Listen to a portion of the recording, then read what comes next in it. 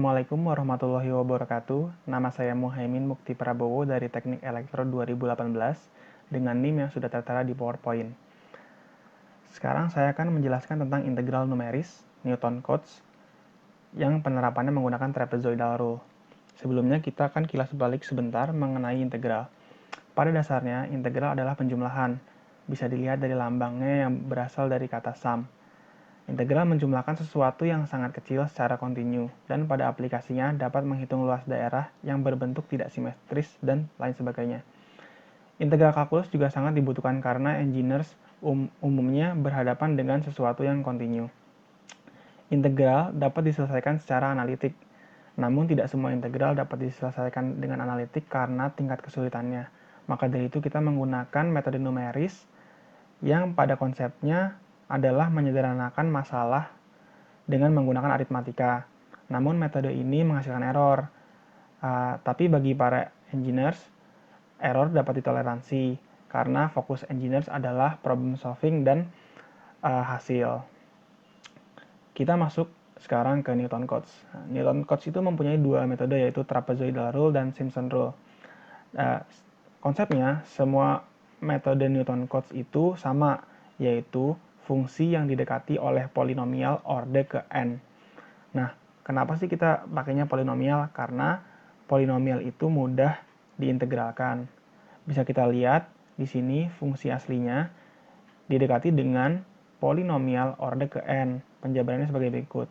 Misalnya, jika didekati dengan polinomial orde 1 berarti dengan linear A0 plus A1X. Nah, penjelasan lebih lanjutnya adalah sebagai berikut. Garis biru ini merupakan kurva asli yang akan kita integralkan untuk mencari luasan di bawah kurva dari A ke B dan didekati oleh polinomial orde 1 garis linear ini yang membutuhkan dua titik, yaitu FA dan FB. Kalau kita lihat di sini, yang kehitung kan cuma segini. Sementara di sini masih banyak errornya belum kehitung.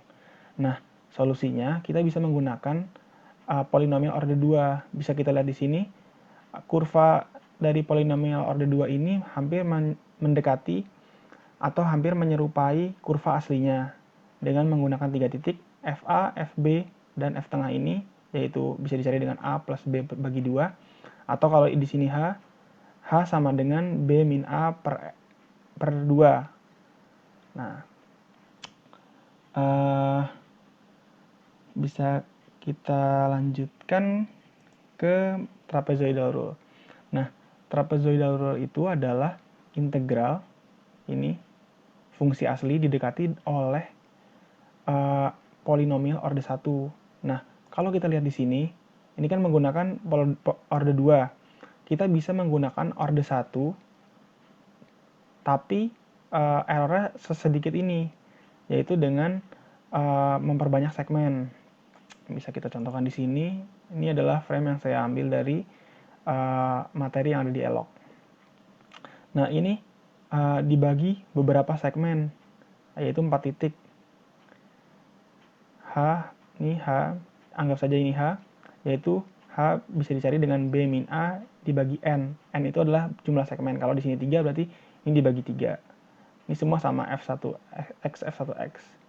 Tapi X-nya bisa diganti jadi A plus H, A plus 2H, dan A plus 3H. Nah, ada cara lain selain menggunakan polinomial orde 1, yaitu dengan visualisasi. Bisa kita lihat di sini, ini adalah bentuk trapesium. Kalau kita ingat waktu kita SD, rumus trapesium adalah atas ditambah bawah kali tinggi bagi 2. Ini pun sama, anggap saja FA dan FB adalah garis sejajar dan tingginya adalah B min A. Nah, bisa kita lihat di sini rumusnya yang merupakan rumus trapezoidal rule, yaitu tinggi atas tambah bawah bagi 2. Sama kan berarti? Nah, karena melakukan penyederhanaan, maka ada error. Nah, error itu secara analitik bisa diselesaikan atau didekati dengan Dirac-Taylor. Nah, error yang muncul ini akibat linearisasi rumusnya ini dengan zeta yang tidak diketahui keberadaannya, tapi somewhere antara A dan B. Nah, jika B dan A-nya makin besar, bisa kita simpulkan juga bahwa errornya pun semakin besar. Nah, tapi gimana nih kalau ada kurva yang kayak gini? Kalau kita dekatin dengan polinomial order 1 kayak gini, kita bisa lihat yang ruas yang kita hitung itu lebih sedikit dibanding errornya. Errornya gede banget nih. Ini error semua. Nah, solusinya adalah dengan multiple trapezoidal itu. Kita memperbanyak segmen, misal titik dari sini ke sini, dari sini ke sini, dengan error sedikit mungkin. Nah, makanya kita lihat di sini H sama dengan B mi A per N per segmen. Karena H-nya semakin banyak itu akan meningkatkan akurasi dari hitungan kita dengan A sama dengan X0 dan B sama dengan X sama dengan N. Nah, masing-masing integral ini didekati oleh trapesium. Nih, ini kan, ini juga ini. Ini kan rumus trapesium tadi. Nah, bisa kita lihat di sini fx1-nya 2 nih, ada 2. Berarti kita bisa rumuskan supaya mudah pada komputasinya jadi rumus ini. Ini penjabarannya ini. Nah, kalau mau mencari errornya, itu bisa menjumlahkan tiap segmen. Nah, error itu berbanding lurus dengan lebar segmen dan berbanding terbalik dengan jumlah kuadrat dari jumlah segmen. Misal jumlah segmennya ada 4 kalinya gitu. Nah, berarti errornya akan turun sebanyak 16 kalinya. Gitu. Kedua kalinya berarti errornya turun 4 kalinya. Nah, kita langsung aja ke implementasinya. Nah, kita bisa lihat nih. Ini X-nya, ini fx. Ini aku punya fungsi ini dengan ini N-nya coba kita awalnya 7 aja. 7. Nah, kita lihat nih, masih ada error segini. Ini error yang kita punya. Nah, X ini dari sini ke sini, ini kan H. H itu bisa dicari dari B min A dibagi jumlah segmen. Nah, hasilnya ini 0,571 ini. Jadi dari sini ke sini dan seterusnya naik sebanyak 0,571. Terus dan seterusnya, dan ini dimasukin ke fungsi. Nah, luas per interval ini pakai rumus yang ini.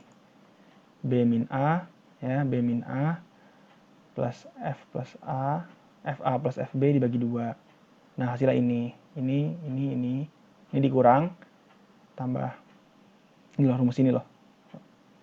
Ya, paham kan? Nah, ini hasilnya ini. Nah, seterusnya kayak gini. Nah, ini turunan biasa, diturunin 2 kali terus diintegralin. Nah, error itu rumusnya ini. Nah, kan kita udah tahu kan 5 kurang 1, 4 pangkat 3 dan seterusnya. Dan kita intinya pengen nyoba aja kalau benar nggak sih semakin banyak segmennya errornya semakin kecil. Nah, misalnya kita ininya tadi 17 segmen ya. Nah, kita lihat nih, segmennya berkurang. Nah, tadi juga luas totalnya, nih, luas total kan tadi berapa?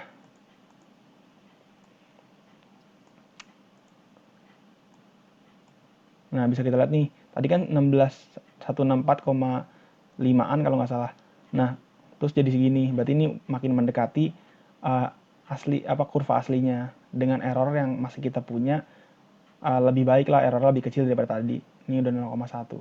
Berarti bisa kita buktikan bahwa semakin banyak segmen, berarti benar bahwa errornya semakin kecil.